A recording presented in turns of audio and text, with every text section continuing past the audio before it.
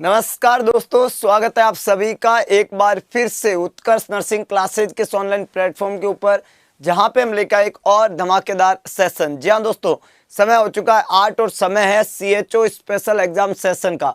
आज के CHO special exam session में क्या रहने वाला है खास, आज के सेशन में कौन कौन सी वो महत्वपूर्ण बातें हैं जिनको हम डील करने वाले हैं, जिनको हम पढ़ने वाले हैं, समझने वाले हैं, सीखने वाले हैं।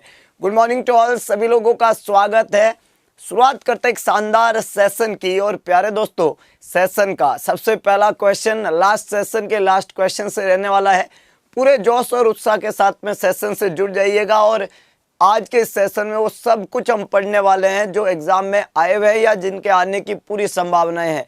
बहुत कुछ बातें हैं, बहुत कुछ सीखने जैसी चीजें हैं आज के इस सेशन से। तो चलिए करते हैं शुरुआत एक शानदार सेशन की। गुड मॉर्निंग टू ऑल, सभी लोगों का स्वागत। और सेशन का सबसे पहला क्वेश्चन प्यारे दोस्तों, जो हमने लास्ट सेशन में आपसे पूछा भी था कि पार्टोग्राम में जो अलर्ट लाइन और एक्शन लाइन है बहुत इंपॉर्टेंट है प्यारे दोस्तों। ओबीजी जब हम पढ़ते हैं तो पार्टोग्राम उसका सबसे इंपॉर्टेंट पार्ट है और उसमें दो लाइन होती है, एक अलर्ट लाइन होती है प्यारे दोस्तों और एक एक्शन लाइन होती है। इस पार्टोग्राम की जो अलर्ट और एक्शन लाइन है, इन दोनों लाइन के बीच में कितने घंटे का अंतराल होता है, ये क्वेश्चन ने पूछ लिया है। और 4 ऑप्शन आपको यहाँ पे मिला है, 2 घंटे, 3 घंटे, 4 घंटे और 6 घंटे। तो प्यारे दोस्तों, यहाँ पे जो सबसे महत्वपूर्ण सबसे इंपॉर्टेंट वर्ड है वो है पार्टोग्राम। तो ये जो पार्टोग्राम है प्यारे दोस्तों, ये क्या होता है, पार्टोग्राम की क्या क्लिनिकल इंपॉर्टेंस है, पार्टोग्राम जो है उसका क्या इंपॉर्टेंट काम है, यहाँ पे ये सभी बातें एक एक करके हम सीखेंगे। इसमें अलर्ट लाइन क्या होती है और एक्शन लाइन क्या होती है, पार्टोग्राम के बेसिक कंपोनेंट्स क्या होते हैं। तो सबसे पहले आपको ये पता होना चाहिए कि पार्टोग्राम क्या है। What is partogram? पार्टोग्राम एक मोस्ट इंपोर्टेंट टूल है for health worker at any level to assess the progress और labour and take appropriate action. जब लेबर का पैन स्टार्ट होता है तो लेबर के पैन में लेबर की प्रोग्रेस कैसी है। नॉर्मली पार्टोग्राम जो है उसकी शुरुआत कब से होती है, ये भी एक इंपॉर्टेंट प्रश्न है एग्जाम का। तो पार्टोग्राम जो है उसकी शुरुआत जो होती है प्यारे दोस्तों, वो होती है 4 सेंटीमीटर या उससे ज्यादा सर्वाइकल डायलेटेशन पे। हमेशा याद रखना, ये बहुत ही इंपॉर्टेंट सवाल है। पार्टोग्राम जो है ये एप्लीकेबल है active phase of first stage of labour में। कब स्टार्ट है ये एक्टिव फेज? कौन सी phase? Active phase of first stage of labour में। फर्स्ट स्टेज ऑफ लेबर में कब इसको यूज करते हैं? इसको यूज करते हैं जब सर्वाइकल डायलेटेशन 4 सेंटीमीटर हो जाता है या उससे ज्यादा हो जाता है, तब पार्टोग्राम हम स्टार्ट करते हैं, जो कि एक टूल है, बहुत इंपॉर्टेंट टूल है ये असेस करने के लिए कि जो लेबर है वो लेबर प्रोग्रेस कर रहा है कि नहीं कर रहा है। मतलब 4 सेंटीमीटर के बाद में 6, 8, 10 सेंटीमीटर डायलेटेशन हो रहा है कि नहीं हो रहा है। तो ये डायलेटेशन को असेस करने का तरीका है प्यारे दोस्तों। ग्राफिक रिकॉर्डिंग होती है इसके अंदर। प्रोग्रेस ऑफ लेबर की कैसी होती है? ग्राफिक रिकॉर्डिंग होती है। और कंडीशन मदर की और फीटस की, याद रखना सवाल बना हुआ है कि पार्टोग्राम में किसके बारे में चेक करते हैं, माँ के बारे में भी और बच्चे के बारे में भी, दोनों की कंडीशन चेक होती है पार्टोग्राम में। मदर की कंडीशन एंड फीटस की कंडीशन, साथ में ग्राफिक प्रेजेंटेशन होती है प्रोग्रेस ऑफ लेबर की। 3 बातें इंपॉर्टेंट है। पार्टोग्राम कब शुरू करते हैं? तो पार्टोग्राम एक्टिव फेज ऑफ लेबर में शुरू करते हैं। फर्स्ट स्टेज जो लेबर की होती है उसकी एक्टिव फेज में, जब सर्विक्स 4 सेंटीमीटर डायलेट हो चुका होता है। ये सबसे इंपॉर्टेंट पॉइंट है, सवाल आएगा, ध्यान रखना। कब शुरुआत करते हैं? 4 सेंटीमीटर जब डायलेट हो जाता है तब से हम स्टार्ट करते हैं फर्स्ट स्टेज ऑफ लेबर में। ग्राफिकल रिकॉर्डिंग होती है प्रोग्रेस ऑफ लेबर की, जिसमें मदर की कंडीशन और फीटस की कंडीशन को असेस करते हैं। लेबर को पूरा रिकॉर्ड किया जाता है और इस तरीके से पेपर वर्क जो होता है प्यारे दोस्तों, पेपर वर्क वो रिड्यूस हो जाएगा। एक ही ग्राफ है और इस एक ही ग्राफ के ऊपर जब सारी बातें आप लिख देंगे तो पेपर वर्क ऑटोमेटिकली रिड्यूस हो जाएगा। इस तरीके का एक ग्राफिकल प्रेजेंटेशन होगा जहाँ पे ऊपर की तरफ आइडेंटिफिकेशन डाटा होंगे कि भाई नाम क्या है, किसकी वाइफ है, एज क्या है, उसका क्या मतलब पैरिटी है, रजिस्ट्रेशन नंबर क्या है, डेट ऑफ एडमिशन क्या है, ये सब वहाँ पे मेंशन होगा। और उसके बाद में एक एक करके इसमें 3-4 कॉलम यहाँ पे रहेंगे, जिसमें एक जो कॉलम रहेगा आपका फीटल कंडीशन का है, एक कॉलम लेबर का है, एक कॉलम जो है यहाँ पे जो है आपका मैटरनल कंडीशन का। याद रखना यहाँ पे ये जो ऊपर वाला है ये तो है फीटल कंडीशन। हमने बोला पार्टोग्राम में हम किसकी कंडीशन असेस करते हैं? Fetal condition. ये जो दूसरा है, दूसरा प्यारे दोस्तों ये वाला, ये लेबर, लेबर प्रोग्रेस कर रहा है कि नहीं कर रहा है, लेबर की प्रोग्रेस, है ना। और तीसरा होता है प्यारे दोस्तों ये मैटरनल कंडीशन। कौन सी कंडीशन, मैटरनल कंडीशन। ध्यान रखना पार्टोग्राम में 3 बातें असेस करते हैं। ऊपर वाला, सबसे ऊपर वाला बताता है फीटल कंडीशन के बारे में, ये जो ऊपर वाला है ना ये फीटल कंडीशन के बारे में बताता है। ये बीच वाला जो होता है ये लेबर के बारे में, ये दोनों लेबर के लिए है, याद रखना। ये लेबर में भी ये 2 बातें देखो, ये जो कॉलम दिख रहा है आपको, ये तो कॉलम है आपका जो है सर्वाइकल डायलेटेशन के लिए, है ना। ये तो है कि सर्विक्स कितना डायलेट हो रहा है, 4 सेंटीमीटर डायलेटेशन था और अब आगे कितना हो रहा है। और ये जो नीचे वाला है ये कॉन्ट्रैक्शन के लिए प्यारे दोस्तों, कॉन्ट्रैक्शन आ रहा है कि नहीं आ रहा है, ये कॉन्ट्रैक्शन के लिए। और ये एक सिंगल लाइन वाला डब्बा है, ये है कि आपने क्या इंटरवेंशन लिए, आपने क्या इंटरवेंशन लिए, कुछ अलग किया कि नहीं किया, ये है। लेकिन ये तीनों ही लेबर के लिए है, चाहे वो सर्वाइकल डायलेटेशन अपेसमेंट की बात हो, चाहे कॉन्ट्रैक्शन की बात हो, या कोई इंटरवेंशन आपने लिए कि नहीं लिए। इंटरवेंशन का मतलब होता है कोई दवाई दी आपने, जैसे ऑक्सीटोसिन वगैरह देते हैं लेबर को प्रोग्रेस कराने के लिए, ऐसा। और तीसरा डब्बा जो रहता है प्यारे दोस्तों ये वाला, ये रहता है माँ की कंडीशन के बारे में। मदर की पल्स, मदर की बीपी यहाँ पे लिखी जाती है। मदर की क्या लिखते हैं, मदर की पल्स लिखते हैं, मदर की बीपी लिखते हैं। और एक अलग से नीचे लाइन है, ये देखो, ये टेम्परेचर के लिए है मदर का, याद देखना। मदर का क्या असेस करते हैं, पल्स असेस करते हैं, बीपी असेस करते हैं, टेम्परेचर। ये माँ वाला डब्बा है। ये ऊपर वाला डब्बा है बच्चे का, बच्चे का क्या, फीटल हार्ट रेट। ये जो पूरा डब्बा है ये फीटल हार्ट रेट, और इसमें छोटा डब्बा ये एमनियोटिक फ्लूइड, ये वाला होता है fetal heart rate, fetal heart rate. और ये दूसरा वाला जो छोटा डब्बा है ये है एमनियोटिक फ्लूइड। याद रखना एमनियोटिक फ्लूइड जो है, एमनियोटिक फ्लूइड जो है वो फीटल कंडीशन के हिसाब से ही कलर देखते हैं। क्लियर है, पेल येलो है, गोल्डन कलर है, हमने बताए थे एमनियोटिक फ्लूइड के अलग अलग कलर।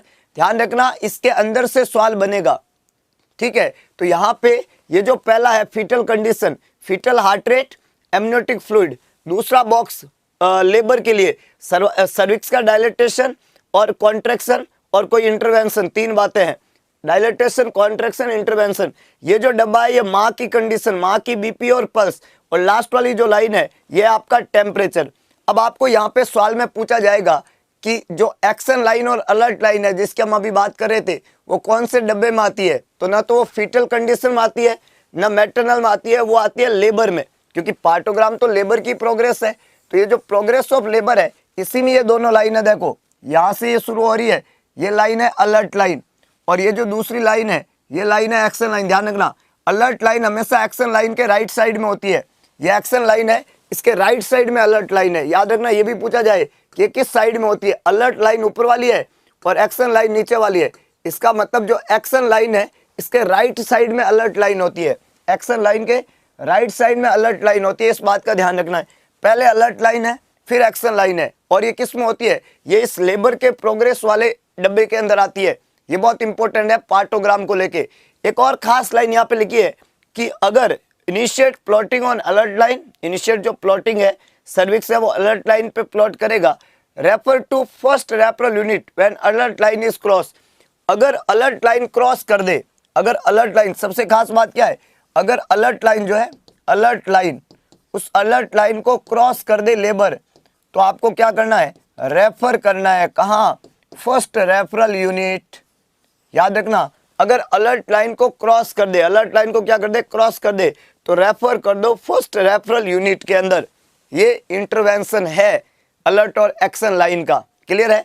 तो ये हमने एक खास बात बताई। तो मैंने आपको बताया कि एक तो पार्टोग्राम में क्या होगा, आइडेंटिफिकेशन डाटा होगा, नाम होगा, एज होगा, पेरिटी होगा, डेट और एडमिशन टाइम होगा, रजिस्ट्रेशन नंबर होगा, time of rupture of membrane, this is very important.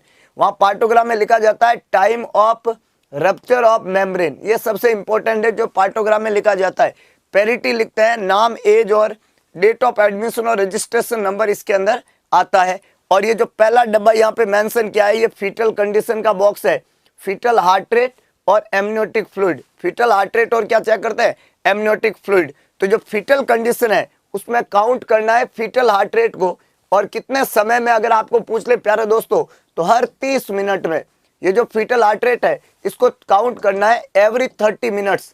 बच्चे की जो हार्ट रेट होती है पार्टोग्राम में हर 30 मिनट में काउंट होती है। एक सवाल बन सकता है कि पार्टोग्राम में फीटल हार्ट रेट कितने समय में काउंट करते हैं, तो इसको हर 30 मिनट में काउंट करना है। फर्स्ट रेफरल यूनिट हमेशा CHC होती है।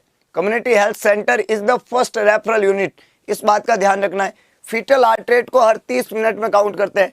काउंट करना है पूरे 1 मिनट के लिए, 1 full minute immediately following a uterine contraction. Fetal heart rate को हर 30 मिनट में काउंट करना है।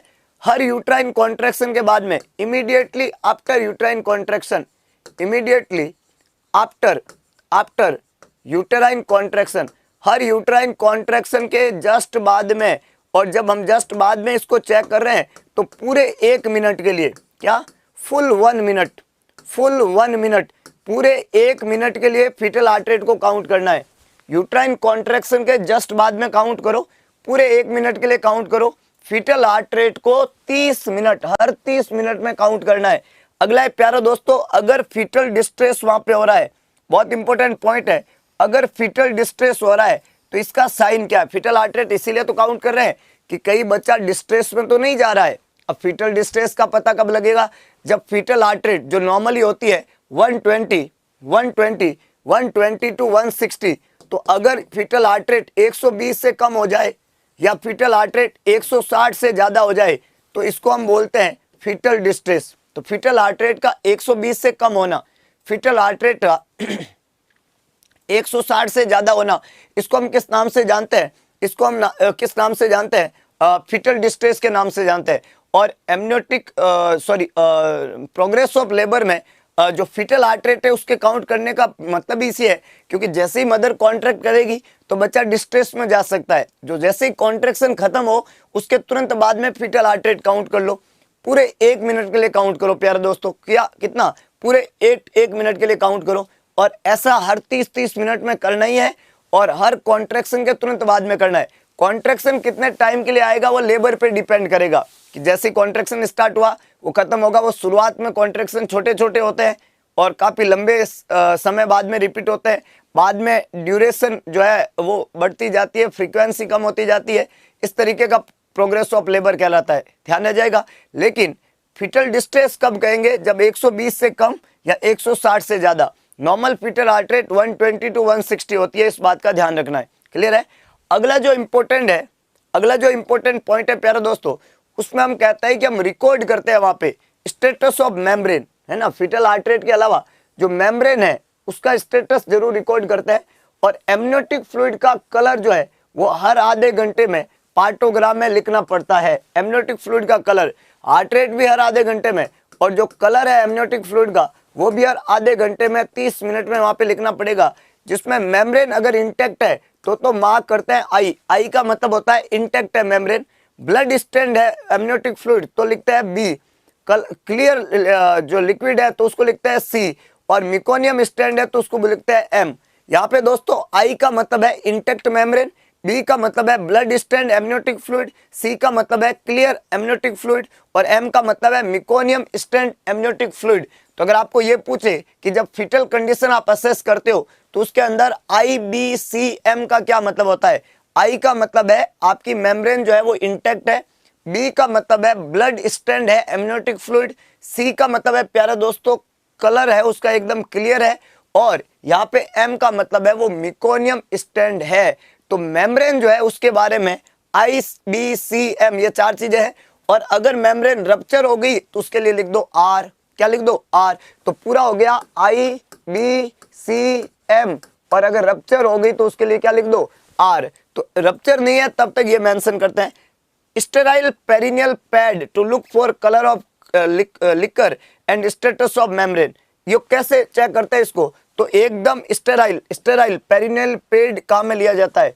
जो पेरिनियल पैड है स्टेराइल पेरिनियल पैड, उससे हम असेस करते हैं कि वहां पे लीकिंग हुआ या नहीं हुआ। ये लीकिंग वर्ड यहाँ पे इसके लिए यूज करते हैं। मेम्ब्रेन जब तक इंटेक्ट रहेगी तब तक लीकिंग नहीं होगा, मेम्ब्रेन जब रप्चर हो जाएगी तो लीकिंग होगा। मेम्ब्रेन जब रप्चर हो जाएगी तो क्या होगा, लीकिंग।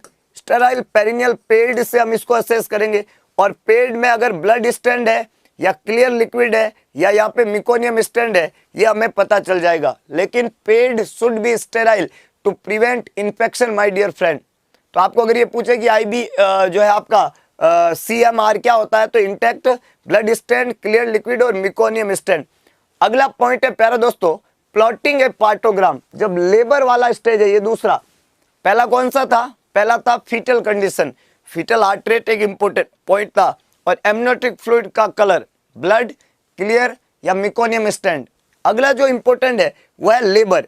बिगिन प्लॉटिंग, प्लॉटिंग जो शुरू करता है यहाँ पे एक्टिव लेबर से करता है जब सर्वाइकल डायलेटेशन 4 सेंटीमीटर या उससे ज्यादा हो जाए एंड 2 से ज्यादा कॉन्ट्रैक्शन हर 10 मिनट में आ रहे हो, हर 10 मिनट में 2 से ज्यादा कॉन्ट्रैक्शन आ रहे हो, और सर्विक्स जो है वो 4 सेंटीमीटर या उससे ज्यादा डायलेट हो गया है, तब हम प्लॉटिंग करना शुरू करते हैं। यहाँ पे जब हम प्लॉटिंग करेंगे तो always plot initial finding at alert line not the time. हमेशा अलर्ट लाइन से इनिशियल फाइंडिंग स्टार्ट करते हैं, और ये जो लाइन चलती है ये अलर्ट लाइन है, ये जो दूसरी लाइन है ये एक्शन लाइन है माय डियर फ्रेंड। इस अलर्ट और एक्शन लाइन के बीच में 1, 2, 3 और 4 घंटे का गैप होता है हमेशा। अलर्ट लाइन और एक्शन लाइन के बीच में ये समय है, और ये अलर्ट लाइन है, ये एक्शन लाइन है, और यहाँ पे लिखा हुआ है रिपीट करेंगे PV पर vaginal examination after 4 hours and plot the cervical dilatation. पहले हम अलर्ट लाइन से स्टार्ट करते हैं, जो भी एक पॉइंट आया, और उसके 4 घंटे बाद में, कितने घंटे बाद में प्यारे दोस्तों, 4 घंटे बाद में हम दूसरी बार PV करेंगे, और जब हम दूसरी बार PV करेंगे तो वहां पे हम देखेंगे कि कितना डायलेटेशन हुआ है।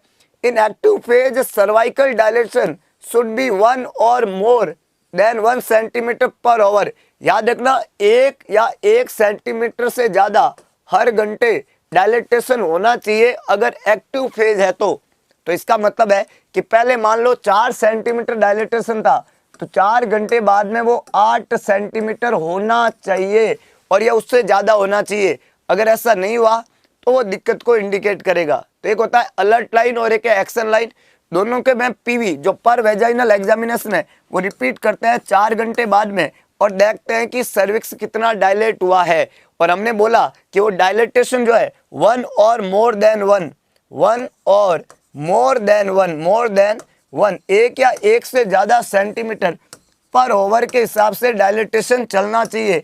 ये बात इंपॉर्टेंट है। तो सवाल यही पूछा लास्ट एग्जाम में कि अलर्ट और एक्शन लाइन के बीच में कितना डिफरेंस है, पर सवाल बहुत सारे बन सकते हैं। हार्ट रेट कब चेक करते हैं, डिस्ट्रेस किसको कहते हैं, जो है एमनियोटिक फ्लूइड के कलर के बारे में, मेम्ब्रेन इंटैक्ट है या रप्चर है उसके बारे में, बहुत सारे क्वेश्चंस एक एक करके वहां पे बन सकते हैं। इस बात का आपको ध्यान रखना है, ठीक है।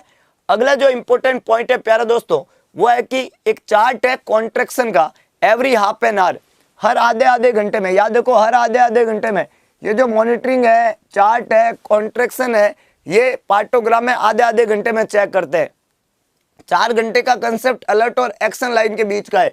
Number of contraction in 10 minutes, 10 minute में कितने कॉन्ट्रैक्शन हो रहे हैं, और हमने बोला 2 से ज्यादा कॉन्ट्रैक्शन पर 10 मिनट्स आते हैं तभी वहां पे पार्टोग्राम का इनिशिएशन होता है। तो ड्यूरेशन हमेशा सेकंड में होती है प्यारे दोस्तों, less than 20 second, between 20 to 40 second और मोर देन 40 सेकंड। उसके लिए ऐसे करते हैं, अगर 10 सेकंड से कम है तो डब्बे में डॉट डॉट बनाते हैं, 20 सेकंड से 40 सेकंड तक का ड्यूरेशन होता है तो ऐसा, और 40 सेकंड से ज्यादा समय का वहां पे ड्यूरेशन रहता है, कॉन्ट्रैक्शन का ड्यूरेशन, तो यहाँ पे ब्लैक बॉक्स बनाते हैं। तो 3 तरह के ये बॉक्स रहते हैं, 20 सेकंड से कम है ना, 20 से 40 और 40 सेकंड से ज्यादा। ये क्या है, ड्यूरेशन किसकी, कॉन्ट्रैक्शन की। कॉन्ट्रैक्शन हर 10-10 मिनट में, तो हर आधे घंटे में हम चेक करेंगे कि हर 10-10 मिनट में कॉन्ट्रैक्शन आने चाहिए, और उस कॉन्ट्रैक्शन की ड्यूरेशन, वो कॉन्ट्रैक्शन रहेगा 20 सेकंड के से कम समय के लिए रह रहा है, 20 से 40 सेकंड तक रह रहा है, या कॉन्ट्रैक्शन जो है प्यारे दोस्तों 40 सेकंड से ज्यादा समय के लिए रह रहा है। उसके आधार पे हम यहाँ पे असेसमेंट करते हैं। इस बात का आपको ध्यान रखना है, याद रह जाएगा। क्लियर है प्यारे दोस्तों, चले आगे। अगला जो इंपॉर्टेंट पॉइंट है लास्ट, वो है मैटरनल कंडीशन। तो पहला हमने पढ़ा जो पार्टोग्राम में फीटल कंडीशन, उसके बाद में मैंने बताया था कि पार्टोग्राम हम किसको असेस करते हैं, लेबर को, और फिर देखते हैं मैटरनल कंडीशन। यहाँ पे मदर की पल्स हर आधे घंटे में हम मार्क करेंगे वहां पे डॉट के रूप में। कैसे मार्क करेंगे, डॉट के रूप में, कि कितनी थी ऐसे डॉट के रूप में मार्क करता है जो भी मदर की पल्स आती है। Record maternal BP every 4 hours, pulse तो आधे घंटे में, लेकिन याद रखना दोस्तों बीपी जो है वो हमेशा 4 घंटे में असेस करता है, एवरी 4 आवर्स। अलर्ट और एक्शन लाइन हर 4 घंटे में, बीपी हर 4 घंटे में। Using A vertical arrow with upper and signing systolic BP and lower and diastolic BP, हमेशा वर्टिकल एरो लगाते हैं और वहां पे सिस्टोलिक और डायस्टोलिक बीपी को नोट करते हैं यहाँ पे। तो हर 4 घंटे में बीपी, हर आधे आधे घंटे में पल्स रेट, टेम्परेचर हर 4 घंटे में वहां पे चेक करते हैं और नोट करते हैं टेम्परेचर को ग्राफ के अंदर। तो temperature 4 overly, temperature 4 overly, BP 4 overly, और पल्स जो है मदर की वो हाफ ओवरली है ना, 30 मिनट्स। तो पल्स हमेशा चेक की जाती है हमेशा यहाँ पे 30-30 मिनट में।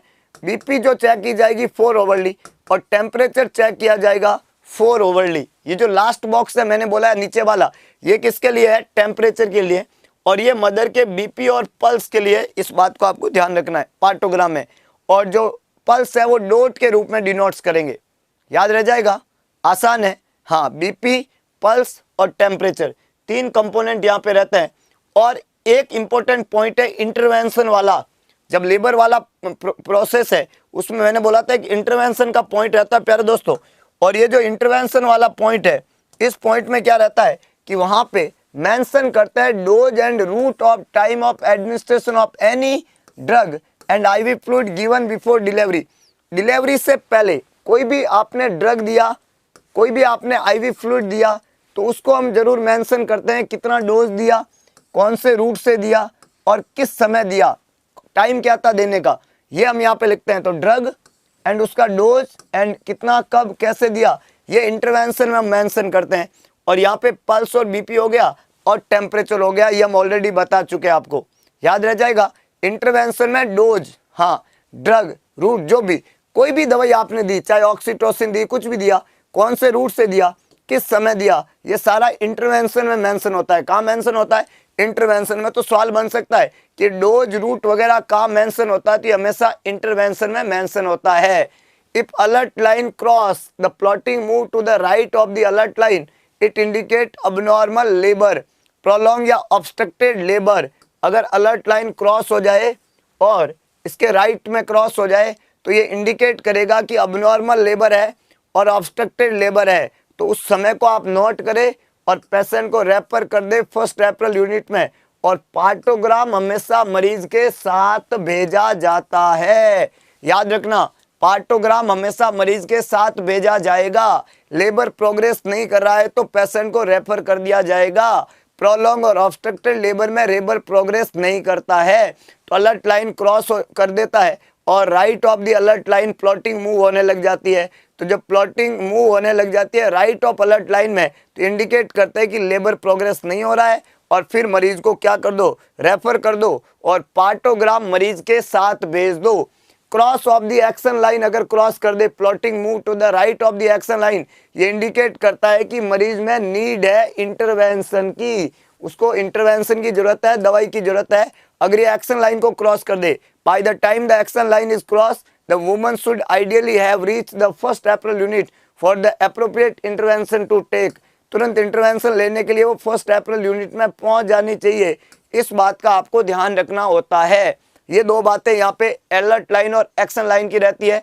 अगर फीटल हार्ट रेट 120 से कम है या 160 से ज्यादा है, मिकोनियम और ब्लड स्टेंड एमनियोटिक फ्लूइड है, cervical dilatation plotting cross the alert line towards the right side, और contraction not increase duration intensity and frequency, 2 और 2 से कम आ रहे हैं और 20 सेकंड से कम का है हर 10 मिनट में, 2 या 2 से कम कॉन्ट्रैक्शन आ रहे हैं, 20 सेकंड से कम के लिए रह रहे हैं और ऐसा हर 10 मिनट में हो रहा है, ये सभी बातें बता रही है, इंडिकेट कर रही है कि मरीज को रेफर कर दो। क्यों? क्योंकि आपका पार्टोग्राम सही तरीके से नहीं चल रहा है। ये सभी बातें as a community health officer आपके लिए बहुत ज्यादा इंपॉर्टेंट है प्यारे दोस्तों, कि मरीज को कब रेफर करना है, फर्स्ट रेफरल यूनिट में कब रेफर करना है। जब 120 से कम, फीटल हार्ट रेट का गड़बड़, मिकोनियम स्टेंड हो गया, amniotic fluid, cervix alert line के राइट साइड में प्लॉटिंग कर रहा है, डायलेटेशन नहीं हो रहा है, लेबर प्रोग्रेस ही नहीं कर रहा है, 2 या 2 से कम कॉन्ट्रैक्शन 20 सेकंड से कम समय के लिए हर 10 मिनट में आ रहे हैं,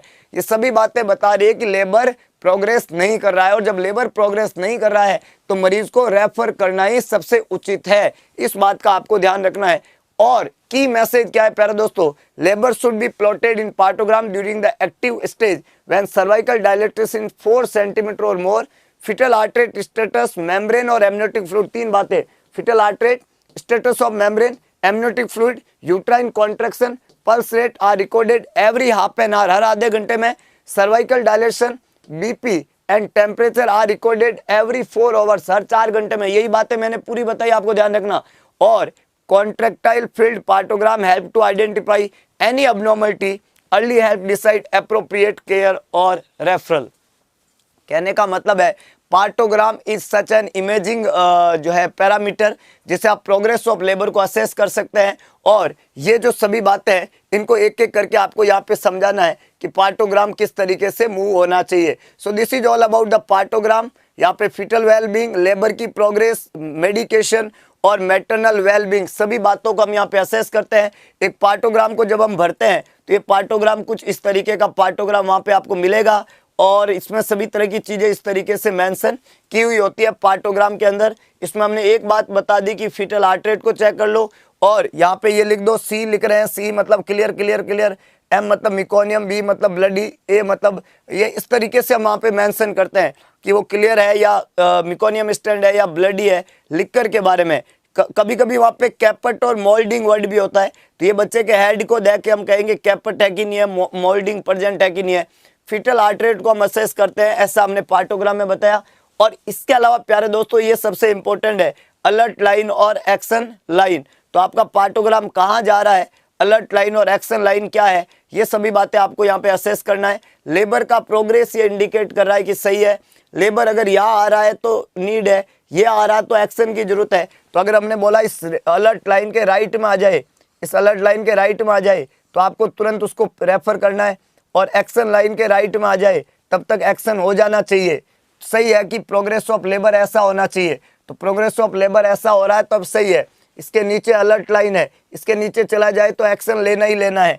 तो ये लाइन इंडिकेट करती है अलर्ट, ये खतरे की घंटी बजती है और यहाँ पे खतरा स्टार्ट हो जाता है। तो it's always should be in left side. अगर ये राइट में आने लगे, किधर किधर आ रही है, उसके अनुसार आपको वहाँ पे डिसाइड करना है कि आपको क्या करना है। और ये हर 4 घंटे बाद में हम असेस करते हैं, ऐसा हमने यहाँ पे बताया। तो ये एक सिंपल क्वेश्चन जो लास्ट में आपको पूछा गया था कि पार्टोग्राम में अलर्ट लाइन और एक्शन लाइन, तो प्यारे दोस्तों 4 घंटे में, कितने घंटे में, 4 घंटे में। ये तो सिंपल हो गया।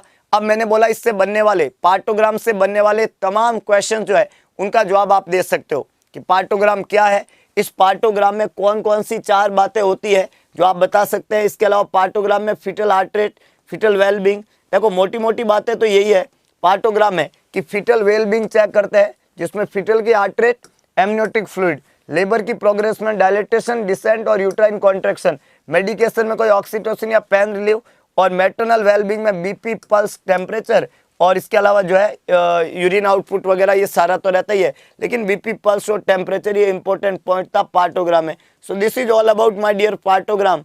और पार्टोग्राम जब किसी लेडी का हम फील्ड करते हैं तो इस फील्ड पार्टोग्राम में कुछ इस तरीके का रहता है कि एक पेशेंट आया, उसका सर्विक्स इतना डायलेट था, ये सब था, तो ये सभी बातें एक एक करके उसमें मेंशन की जाती है, फिटल हार्ट रेट कितनी थी, कितनी थी, कितनी थी, ये सब बातें। अब इन सब बातों को एक चार्ट में लिखना है, मतलब तो ये चार्ट के थ्रू आप समझ सकते हो। इस चार्ट में हमने सब मेंशन कर लिया, उस पेशेंट का नाम मेंशन कर लिया, उसका डेट वगैरह सब, और यहाँ पे ये सभी बातें हमने देखी। तो यहाँ पे 2 लाइन थी, हमने बोला एक तो ये होती है आपकी अलर्ट लाइन और ये एक्शन लाइन है, लेकिन आपका जो लेबर है वो कहाँ प्रोग्रेस कर रहा है, ये लेबर प्रोग्रेस कर रहा है, ये तो ये सही है। अगर ये इसके नीचे आता है तो अलर्ट करता है, इसके नीचे आता है तो कोई एक्शन लेने की जरूरत पड़ती।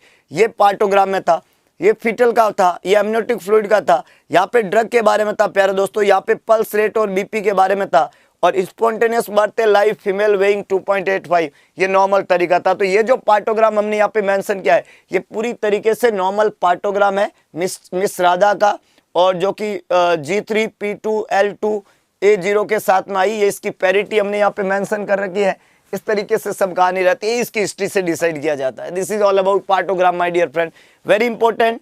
और बहुत सारे क्वेश्चंस एग्जाम में पार्टोग्राम को लेके पूछे गए हैं, पूछे जाते भी है। तो आई होप आपको पार्टोग्राम क्रिस्टल क्लियर हो गया होगा। अगला क्वेश्चन,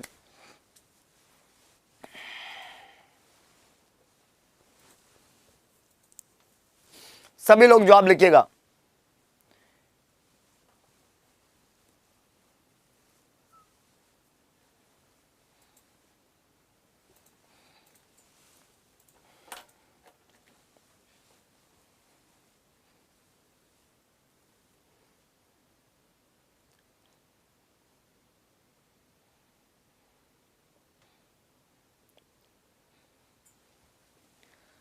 अगला है प्यारे दोस्तों, counselling of IUCD insertion should be done. IUCD insertion जो है उसकी काउंसलिंग कब करनी चाहिए? IUCD, intra uterine contraceptive device. सबसे इंपॉर्टेंट बात, कई बार एग्जाम में इसके बारे में क्वेश्चंस पूछे में, पहला क्वेश्चन यही है कि आईयूसीडी का एक्शन क्या है, करती है। ये जो स्पर्म है उसकी मोटिलिटी को अफेक्ट करता है। ये जो सर्वाइकल सिक्रीशंस है, यूट्राइन सर्वाइकल जो यूट्राइन सिक्रीशंस है, उन सिक्रीशंस को इंटरफेयर करता है। स्पर्म की इस करके कुछ न कुछ मतलब कबाब में हड्डी का काम करता है और ये इनहिबिट कर देता है फर्टिलाइजेशन को। तो आईयूसीडी क्या करती है? तो ये सर्वाइकल सिक्रीशन को थिक करके इन्फेंट की मोटिलिटी, स्पर्म की मोटिलिटी को अफेक्ट करके और अल्टीमेटली किसको नहीं होने देता है? फर्टिलाइजेशन को नहीं होने देता है। ये आईयूसीडी का काम होता है। प्यारे दोस्तों, ये जो आईयूसीडी होती है, इस आईयूसीडी के बारे में कुछ बातें हम यहाँ पे जिक्र करेंगे जो एग्जाम के पॉइंट ऑफ व्यू में इंपॉर्टेंट रहती है। पिक्चर को देखने का कोशिश करिएगा, हम यहाँ पे पिक्चर के साथ में लाए हैं। हालांकि सीएचओ के पेपर में पिक्चर तो नहीं आती है, पर वो 2-4 सवाल यहाँ से आपके पकड़ में आ ही जाएंगे, हम पक्का कंफर्म है। क्या लिखा है? Copper bearing intrauterine contraceptive device, इसको कॉपर आईयूसीडी कहते हैं। Copper bearing intrauterine contraceptive device, copper IUCD, small और फ्लेक्सिबल प्लास्टिक का एक फ्रेम होता है जिसके अंदर कॉपर होता है। ये जो स्मॉल और फ्लेक्सिबल प्लास्टिक का फ्रेम है और इसके अंदर जो धातु होता है प्यारे दोस्तों, उसको कॉपर के नाम से जानते हैं। क्या होता है? Copper, which specially trained provide insert into a woman's uterus, और इसको वुमन के यूट्रस में रखा जाता है। बहुत सिंपल कंसेप्ट है ना। और कॉपर कंटेनिंग ये फ्लेक्सिबल जो है स्मॉल फ्लेक्सिबल प्लास्टिक फ्रेम होता है। ये बहुत ज़्यादा इफेक्टिव है, बहुत सेफ है, लॉन्ग टर्म के लिए है और रिवर्सिबल प्रोटेक्शन है फ्रॉम प्रेगनेंसी। बहुत ज़्यादा इफेक्टिव है, बहुत सेफ है, लंबे समय तक प्रोटेक्शन देता है और प्रेगनेंसी को इनहिबिट करता है। इसको हम बोलते हैं आईयूसीडी और ये कॉपर आईयूसीडी कंटेंट होता है। ये 2 तरह की होती है जो आजकल यूज होती है। आईयूसीडी जो है वैसे तो बहुत सारी है, लेकिन आजकल जो नेशनल प्रोग्राम्स के अंदर अवेलेबल आईयूसीडी है, इसलिए एग्जाम में इन्हीं 2 से सवाल आता है। आप बहुत सारी चीजें याद कर लेते हो और फिर एग्जाम में सारे ही खोटे होते हैं। इससे अच्छा कि वो तो याद होना ही चाहिए जो आता ही आता है। तो आजकल जो आईयूसीडी यूज होती है वो 2 ही तरह की आईयूसीडी यूज होती है। और ये जो 2 तरह की आईयूसीडी होती है दोस्तों, इसमें एक तो कॉपर आईयूसीडी 380A, ये जो पिक्चर आपने मेंशन की, जो टी शेप की यहाँ पे हमने मेंशन की, ये है 380A। कौन सी है? 380A, copper IUCD 380A। एक तो ये यूज होती है जो कि 10 साल के लिए इफेक्टिव है। कितने साल के लिए प्यारे दोस्तों? 10 ईयर के लिए इफेक्टिव है। और ये जो दूसरी वाली है ना, जिसमें ऐसा थोड़ा ऊपर से घुमा हुआ है और आप देख पा रहे हो कि इसके अंदर थोड़ा व्हाइट शैडो है ना। इसके अंदर क्या है? ये ऐसे इस तरीके से घुमा हुआ रहता है थोड़ा, है ना। और ये इस तरीके का है और ये कॉपर लगा हुआ है पीछे। तो ये जो आईयूसीडी है इसको हम नाम देते हैं 375। कौन सी है ये? 375। तो कॉपर आईयूसीडी 380A और एक है 375। ये जो 380A है ये 10 साल के लिए इफेक्टिव है, 10 ईयर के लिए। 375 जो है ये 5 साल के लिए इफेक्टिव है, 5 साल के लिए। तो ये तो प्यारे दोस्तों है 10 साल के लिए। ये इफेक्टिव कितने साल के लिए? 5 साल के लिए। कितने साल के लिए? 5 साल के लिए। IUCD, intra uterine contraceptive device, समझ में आया? हाँ, 10 साल और 5 साल, 2 बातें आपको याद रखनी है। 375 पूछे तो 5 साल के लिए, 380A पूछे तो 10 साल के लिए। ये देखो इस पिक्चर के अंदर हमने 380A के बारे में बताया और ये जो 380A है आईयूसीडी, इस आईयूसीडी में देखो कर्व्ड जो साइड है, ये जो साइड की आर्म है वो थोड़ी कर्व्ड रहती है और इसका स्टेम वर्टिकल है और पीछे ये धागा लगा हुआ था, इसको स्ट्रिंग कहते हैं। और जब ये यूट्रस के अंदर डाल देते हैं तो ये इस तरीके से रहेगी, ये इस तरीके से रहेगी और ये स्ट्रिंग ऐसा रहेगा और ये थोड़ा कर्व्ड स्ट्रेन के साथ में होती है। ये आईयूसीडी 370 जो है आपका 5 है ना। जब ये कर्व्ड है तो कैसी है 375 है, और टी शेप की होती है तो 380 है। अब यहाँ पे हमने इन दोनों के बारे में कुछ कंपैरिजन बताए हैं, जहां से एक सवाल हमें लगता है एग्जाम में बन सकता है। कंपैरिजन क्या है प्यारे दोस्तों, कि ये जो कॉपर आईयूसीडी है ये स्टेराइल पैकेट में होती है, मेजरमेंट इसका इसके ऊपर मेंशन होता है, मेजरमेंट मेंशन होता है पैकेट पे, सर्वाइकल गार्ड और डेप्थ ऑफ गोज यहाँ पे मेंशन है, इंसर्जन ट्यूब है इसके अंदर, और एक प्लंगर इसके अंदर दिया जाता है। ये साथ में आता है सारा, ताकि इसको इंसर्ट किया जा सके। पूरी पैकिंग आती है यहाँ पे, क्या पूरी पैकिंग आती है यहाँ पे। और ये जो पैकिंग है इसमें क्या है प्यारे दोस्तों, कि यहाँ पे मेजरमेंट है, सर्वाइकल गार्ड और डेप्थ ऑफ गोज है, इसके अलावा यहाँ पे इंसर्जन ट्यूब है इसके अंदर, और एक प्लंगर साथ में दिया हुआ है। इस आईयूसीडी को हम नाम देते हैं 380A और इसको नाम देते हैं 375, और इसको ओपन करने की जगह भी यहाँ पे मेंशन है, और ये ओपन करने का जगह यहाँ पे लिखा हुआ है कि इसको यहाँ से ओपन करें, ऐसा भी यहाँ पे लिखा हुआ है। अगला जो इंपॉर्टेंट पॉइंट है प्यारे दोस्तों, देखना इनके बीच कंपैरिजन हम पढ़ते हैं। इधर वाला जो है ये 380 है और वो 375 है। यहाँ पे ये 380 है और 75 है क्या, एक तो शेप, तो हमने बोला इसका शेप था टी शेप का, ये जो डिवाइस था कैसा था, आईयूसीडी 380A का शेप कैसा था, टी शेप का था। ये जो दूसरा था उसका शेप कैसा है, तो ये इन्वर्टेड यू शेप का फ्लेक्सिबल आर्म होता है। यू बनाते हैं ऐसे, लेकिन ये इन्वर्टेड यू है तो ये ऐसे होगा, और इसके अंदर फ्लेक्सिबल आर्म है, तो ये इस तरीके से इसके अंदर ये ऐसे लगा है, तो इन्वर्टेड यू है और उसके ऊपर फ्लेक्सिबल आर्म है, तो वो 375 है। और ये इधर वाला ये टी शेप का है। इसमें जो मटेरियल काम में लेते हैं poly ethanol impregnant with barium sulphate, और यहाँ पे poly ethylene impregnant with barium sulphate, तो अंदर मटेरियल सेम है जो यूज किया जाएगा। डायमेंशंस जो होते हैं 3.6 सेंटीमीटर लॉन्ग और 3.2 सेंटीमीटर वाइड, ये 3.5 सेंटीमीटर लॉन्ग और 1.8 सेंटीमीटर वाइड, एंड 5 स्टब्स होते हैं इस साइड ऑन द यू के दोनों साइड में 5-5 स्टब्स होते हैं, 1 2 3 4 5, इधर भी 1 2 3 4 5, तो 5 इधर और 5 इधर, ऐसे 5-5 स्टब्स होते हैं यू के साइड के अंदर।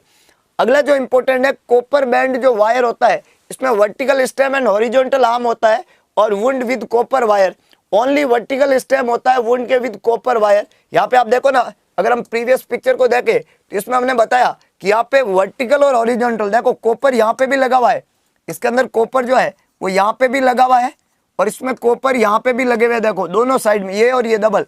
इसमें सिर्फ वर्टिकल पे ही कॉपर लगा हुआ है ना, इधर कॉपर नहीं है, ऊपर कहीं ऊपर होगा कैसे, ये ऐसे बैंड है, इस पे कोई कॉपर नहीं होता, तो यहाँ पे सिर्फ वर्टिकल कॉपर है, यहाँ पे वर्टिकल और हॉरिजॉन्टल दोनों जगह कॉपर है। तो ये यहाँ पे मेंशन किया गया है कि जो कॉपर है इसमें वर्टिकल और हॉरिजॉन्टल दोनों जगह कॉपर है, जबकि यहाँ पे कॉपर सिर्फ वर्टिकल स्टेम के ऊपर है, हॉरिजॉन्टल वाले पे कॉपर नहीं होता है। कॉपर ही का तो काम है असली अंदर, तो ये जो कॉपर है ये कहाँ है, ये मेंशन इसके अंदर हुआ है कि इसमें दोनों जगह कॉपर है, और इसमें एक ही जगह पे कॉपर है, इस बात का ध्यान रखना है, ठीक है। ये स्टब क्या होता है सर, स्टब ये होता है, अभी हमने फोटो बताया ना आपको, ये देखो ये है, तो इसको स्टब कहते हैं। 1 2 3 4 5, ऐसे इधर 1 2 3 4 5, और ये ऐसे गोले में, ये जो है ये स्टब कहलाता है। ये बाहर की तरफ जो निकले रहते हैं ना, जैसे आपने कंघी देखी हो, कंघी, तो कंघी में आपने देखा होगा ना कि कंघी को करने के लिए ये स्टब्स दिए होते हैं साइड में, जो आपके बालों को संवारने का काम करेंगे। तो यहाँ पे ऐसे स्टब्स होते हैं, तो स्टब्स जो है 5-5 होता है दोनों तरफ, है ना। यहाँ पे हमने बताया कि स्टब्स 5-5 होता है दोनों तरफ, तो 5 स्टब्स होते हैं ईच साइड में यू के, ठीक है। अगला लिखा है surface area of copper. Copper का सरफेस एरिया 380 स्क्वायर mm होता है, इसलिए इस आईयूसीडी को 380 बोलते हैं, क्योंकि इसका सरफेस एरिया 380 स्क्वायर mm होता है। और यहाँ पे 375 स्क्वायर mm है, इसलिए आईयूसीडी को नाम देते हैं 375। तो इसको नाम देते हैं दोस्तों 380 और इसको नाम देते हैं 375, याद रह जाएगा। हाँ, अगला लिखा हुआ है मटेरियल ऑफ स्ट्रिंग्स जो होता है, इसके पीछे जो धागा होता है, धागा, इसके पीछे जो धागा होता है वो धागा थिन पॉली जो है आपका इथिलीन स्ट्रिंग्स होता है, और यहाँ पे मोनोफिलामेंट नाइलॉन थ्रेड होता है।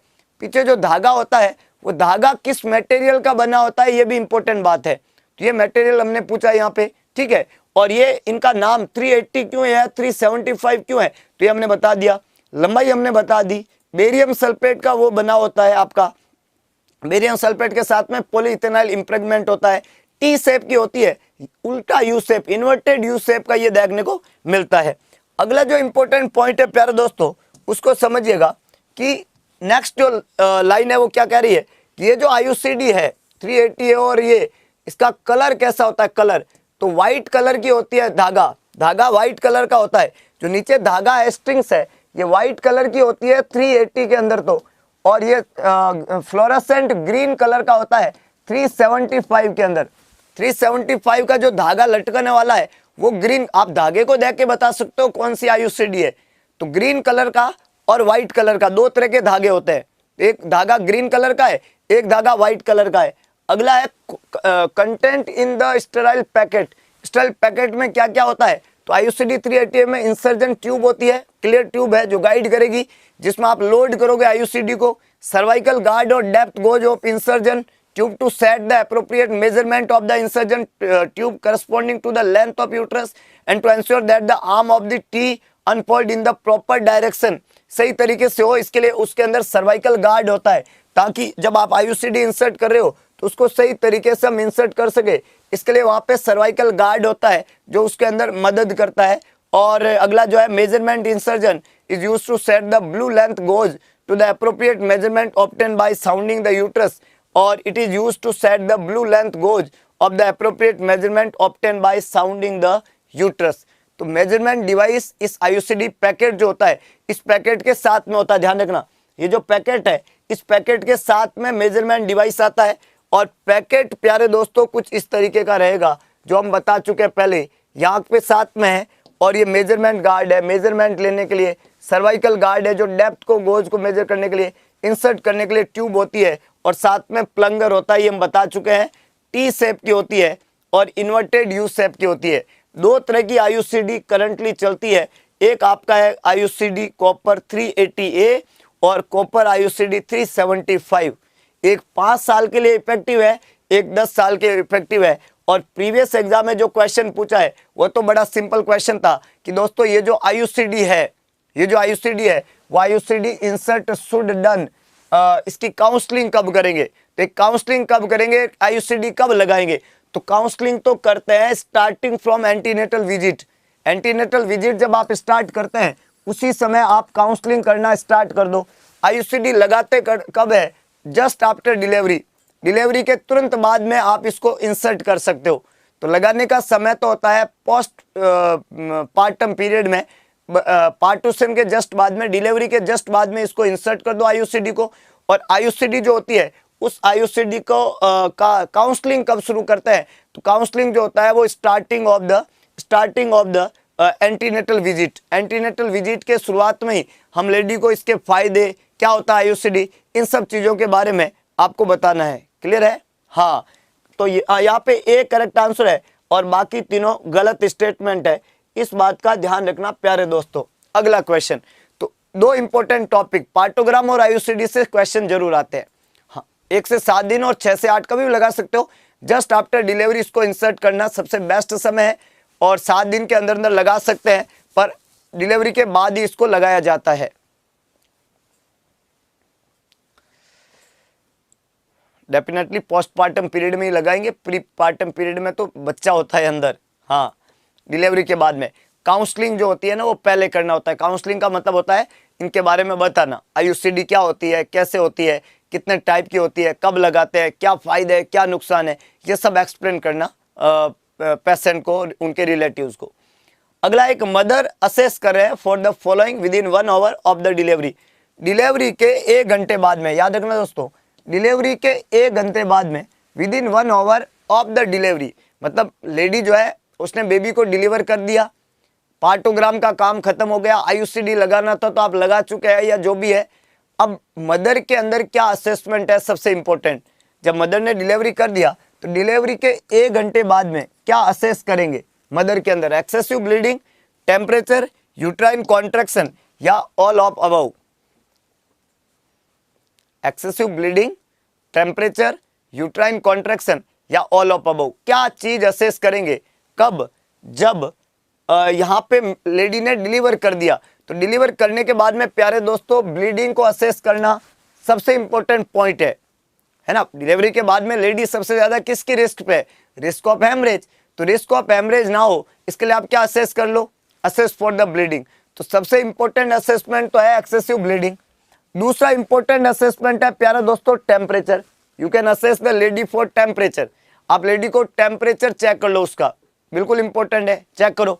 और उसका यूट्राइन कॉन्ट्रैक्शन भी चेक करते हैं। याद रखना डिलीवरी के बाद में atonic uterus is the most common cause of postpartum haemorrhage.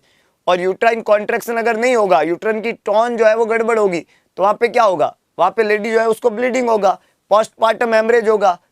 तो याद रखे सिर्फ ब्लीडिंग नहीं, दोनों बातें और साथ में, तो तीनों ही बातें असेस करते हैं। तो ऑल ऑफ दी अबव यहाँ पे करेक्ट आंसर होगा। लेबर के 1 घंटे बाद में, तीनों इंपॉर्टेंट है। अब कुछ लोगों को लग रहा होगा सर यूट्राइन कॉन्ट्रैक्शन अब क्यों होगा, लेबर तो खत्म हो गया। लेबर खत्म हुआ है, लेडी जिंदा है, यूट्रस है, और वो जो 75 सेंटीमीटर का यूट्रस है ना, उसको अपनी प्री प्रेग्नेंट स्टेज में आना है। तो कॉन्ट्रैक्शन खत्म नहीं होते हैं, और अगर हो जाते हैं तो हम ऑक्सीटोसिन देते हैं, आपको पता हो तो, ताकि यूट्रस, और यूट्रस जब कॉन्ट्रैक्ट होता रहेगा ना, तो ब्लीडिंग की रिस्क कम होगी और अपने नॉर्मल शेप में आ जाएगा। अगर यूट्रस एटोनिक हो जाएगा तो मामला बहुत ज्यादा गड़बड़ है, तब पोस्टपार्टम हेमरेज होता है। पोस्टपार्टम हेमरेज का जो मोस्ट कॉमन कारण है वो क्या है, वह है यूट्रस की टोन का चला जाना। यही तो सबसे इंपॉर्टेंट एस्पेक्ट था, एटोनिक यूट्रस। तो ये सबसे इंपॉर्टेंट बात है जिसको आपको ध्यान रखना है। अगला प्यारे दोस्तों, जब इसने बेबी डिलीवर कर दिया तो लेबर रूम का टेम्परेचर, एक सवाल इंपॉर्टेंट है CHO के पेपर में, क्योंकि सारे सवाल पूछे जाएंगे, ध्यान रखना, क्योंकि हर एक पॉइंट पे सवाल है वहां पे।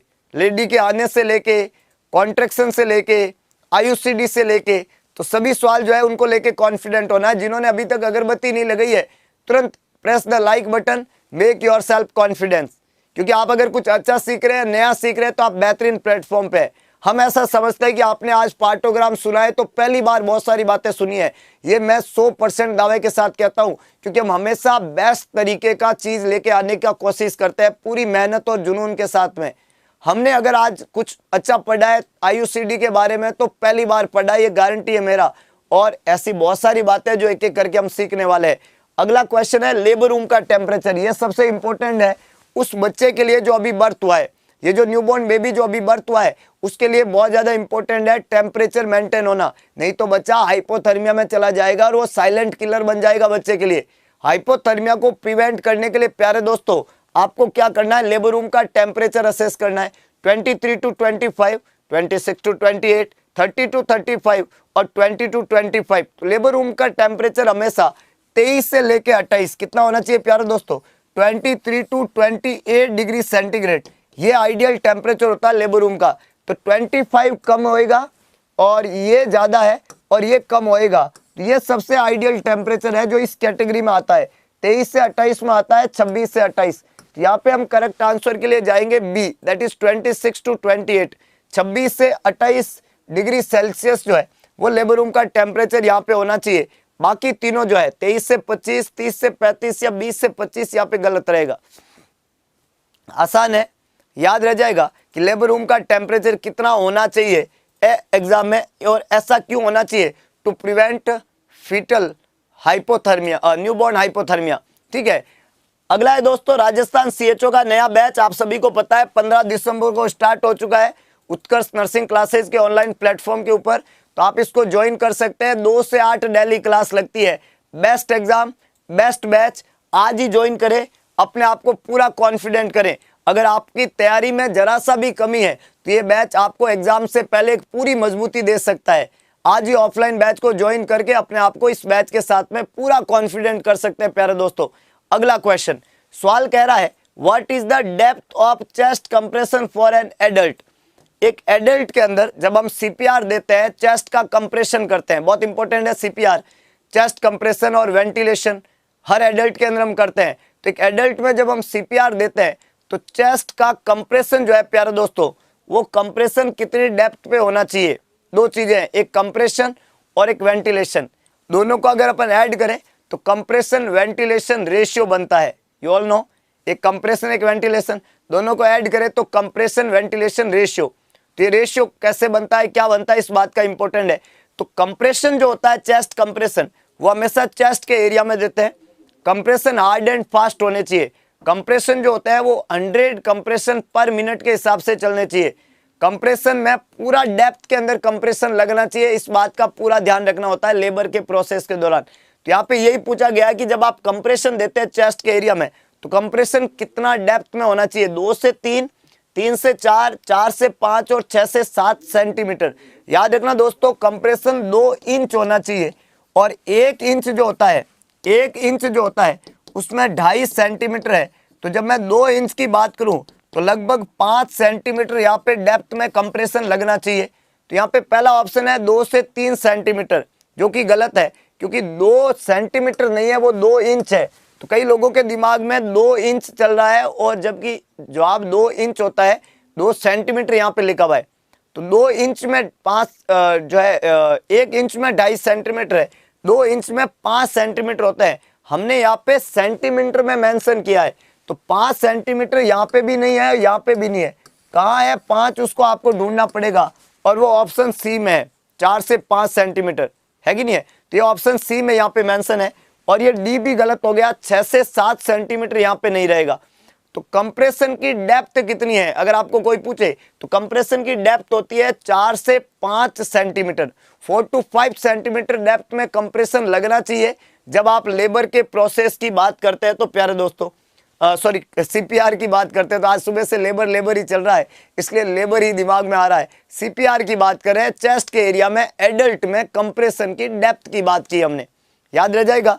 अगला question, the sign of increase ICP in a child with 18 month old. 18 महीने का अगर बच्चा है और उसमें आईसीपी बढ़ जाए, इंट्राक्रैनियल प्रेशर बढ़ जाए, तो याद रखना कौन सा साइन रहेगा। इंक्रीज आईसीपी का साइन 18 महीने के बच्चे में, 18 महीने का बच्चा है, बच्चे का आईसीपी बढ़ रहा है, तो आईसीपी बढ़ रहा है 18 महीने के बच्चे में। इंक्रीज आईसीपी का साइन पहला लिखा हुआ है इंक्रीज इरिटेबिलिटी, दूसरा लिखा हुआ है नैरो पल्स प्रेशर, तीसरा लिखा हुआ है पिन पॉइंट प्यूपिल और चौथा लिखा हुआ है टेकीकार्डिया।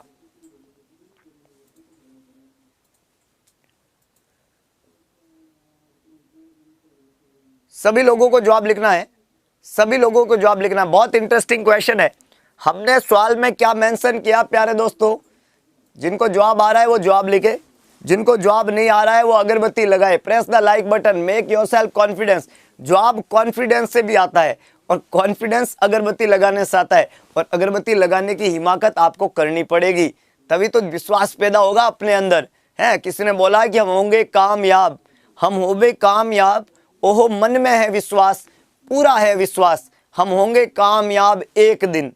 लेकिन वो दिन कब आएगा, जब हम रोज मेहनत करेंगे पूरे विश्वास के साथ में। तो यहाँ पे इंक्रीज आईसीपी 18 महीना, increase irritability, narrow pulse pressure, pin point प्यूपिल और टेकीकार्डिया, बहुत बेसिक कंसेप्ट है। 2 बातें तो कभी भी नहीं होगी। आईसीपी जब भी बढ़ता है प्यारे दोस्तों तो ब्रेडीकार्डिया होता है। आईसीपी जब भी बढ़ता है तो क्या होता है, ब्रेडीकार्डिया। इंक्रीज आईसीपी के केस में कभी भी टेकीकार्डिया नहीं होता माय डियर फ्रेंड, तो ये तो धरते ही गलत हो गया। दूसरा, नैरो पल्स प्रेशर नहीं होगा, हमेशा वाइड पल्स प्रेशर होगा। इंक्रीज आईसीपी जब भी होगा तो पल्स प्रेशर हमेशा कैसा होगा, वाइड होगा, पल्स प्रेशर कभी भी नैरो नहीं होता है। इसका कारण है कि जो सिस्टोलिक ब्लड प्रेशर है वो हमेशा इंक्रीज आईसीपी में बढ़ जाता है। जब सिस्टोलिक प्रेशर बढ़ा हुआ होगा तो पल्स प्रेशर हमेशा वाइड होगा, कभी भी नैरो नहीं होगा।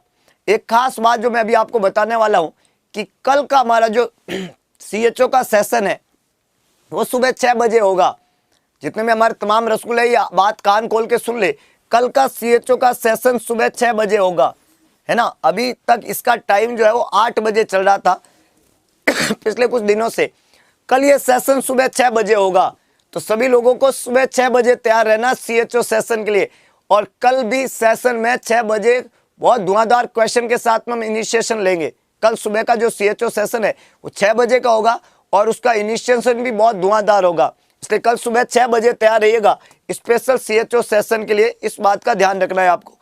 यहाँ पे हमने बताया कि 2 बातें तो यहाँ पे नहीं होगी। 2 बातें का क्या, एक बात है टेकीकार्डिया और दूसरा नैरो पल्स प्रेशर, ये नहीं होगा क्योंकि पल्स प्रेशर होता है वाइड और टेकीकार्डिया की जगह होगा ब्रेडीकार्डिया। इस बात का आपको ध्यान रखना है। दूसरी बात प्यारे दोस्तों, हमने बोला कि यहाँ पे एक है पिन पॉइंट प्यूपिल है, एक है इंक्रीज इरिटेबिलिटी। तो पिन पॉइंट प्यूपिल जो है, पिन पॉइंट प्यूपिल नहीं होता है। जब भी हेड इंजरी जो रहता है तो ज्यादा चांस होता है कि प्यूपिल जो है इस बच्चे का, एक है पिन पॉइंट प्यूपिल, एक है इंक्रीज इरिटेबिलिटी। तो 18 महीने का बच्चा है तो उसमें इनिशियली आई के साइन में पिन पॉइंट प्यूपिल नहीं होके ज्यादातर फिक्स एंड डायलेटेड प्यूपिल होता है। तो ये भी साइन इंक्रीज आईसीपी का नहीं रहेगा, पिन पॉइंट प्यूपिल। कौन सा रहेगा? इरिटेबिलिटी ज्यादा है, बच्चा क्राई करता है, फीड को एक्सेप्ट नहीं करता है, ऐसी समस्या बच्चे में ज्यादा देखने को मिलती है। वैसे हम पहले भी बता चुके हैं प्यारे दोस्तों कि जब भी इंक्रीज आईसीपी होता है, अगर बहुत ज्यादा यंग बेबी है तब तो फॉन्टेनले बल्ज हो जाता है, और नहीं तो यहाँ पे इंक्रीज इरिटेबिलिटी, ये एक इंपॉर्टेंट कंसेप्ट है। ए यहाँ पे आंसर बनेगा, B answer narrow pulse pressure नहीं होगा। पिन पॉइंट प्यूपिल की जगह ज्यादा चांसेस है क्या था? वाइड प्यूपिल, वहां पे वाइड फिक्स और डायलेटेड, वाइड नहीं बोल के हम क्या बोल सकते हैं? डायलेटेड और फिक्स जो है प्यूपिल वहां पे देखने को मिलेगा। और इसके अलावा टेकीकार्डिया की जगह क्या देखने को मिलेगा? ब्रेडीकार्डिया देखने को मिलेगा। इस बात का आपको ध्यान रखना है। क्लियर हो गया प्यारे दोस्तों? कल का सेशन मॉर्निंग में 6 बजे होने वाला है, इस बात का तैयार है। आज से जो सीएचओ के सेशन होंगे प्यारे दोस्तों, अब 2 महीने बचे हैं क्योंकि आज 19 तारीख है और अगली 19 तारीख को सीएचओ का एग्जाम है। तो हर सेशन के अंदर स्पेसिफिक बातें होगी पूरे सिलेबस के पैटर्न के ऊपर। जैसे कि आज आगाज हो चुका है, आपने देखा होगा, हमने पूरा पार्टोग्राम आपको क्लियर कर दिया क्योंकि सीएचओ में पार्टोग्राम का सवाल आएगा। हमने कॉपर टी जो होता है आईयूसीडी, इंट्रायूट्राइन कॉन्ट्रासेप्टिव डिवाइस 2 के बारे में पूरा बताया, 380 और 375। इस तरह की बहुत सारी खास और बारीक चीजों से हम तैयारी करेंगे, जहां से सवाल उठेगा, जहां से सवाल बनेगा। एक चीज को क्लियर करेंगे सुबह 6 बजे, कल सुबह 6 बजे तैयार रहिएगा। आज का दूसरा सेशन शाम को कितने बजे रहेगा प्यारे दोस्तों? शाम को ठीक 6:15 बजे। याद रखना, आज का जो शाम वाला सेशन है वो रहेगा शाम को ठीक 6:15 बजे। कल सुबह का सेशन है सुबह ठीक 6 बजे। आज की सेशन को हम यहीं पे विराम देंगे। अब होने वाला है दूसरा एक महत्वपूर्ण सेशन, और वो है 360 एपिसोड, और वो ठीक 9 बजे स्टार्ट होगा। तो आप उसको एंजॉय करें। हम इसको यहीं पे विराम देंगे। ऐसे ही पढ़ते रहे, मुस्कुराते रहे, समझते रहे, सीखते रहे। किसी ने बड़ा खूब कहा, ईश्वर का दिया कभी अल्प नहीं होता, जो टूट जाए वो संकल्प नहीं होता। हार को लक्ष्य से दूर ही रखना मेरे दोस्त, जीत का कोई विकल्प नहीं होता। और हम पैदा हुए हैं जीतने के लिए। संकल्प सिर्फ एक है, जब तक तोड़ेंगे नहीं तब तक छोड़ेंगे नहीं। तो आज के सेशन को हम अगले क्वेश्चन के साथ में विराम देंगे। आप क्वेश्चन को पढ़ना, चारों ऑप्शन को पढ़ना और इसका जवाब वीडियो के अंत में कमेंट बॉक्स में लिख देना। सेशन आपको कैसा लगा जरूर मेंशन करना। हम मिलेंगे शाम को ठीक 6:15 बजे एक नए सेशन के साथ में। तब तक के लिए जय हिंद, जय भारत, जय महाकाल।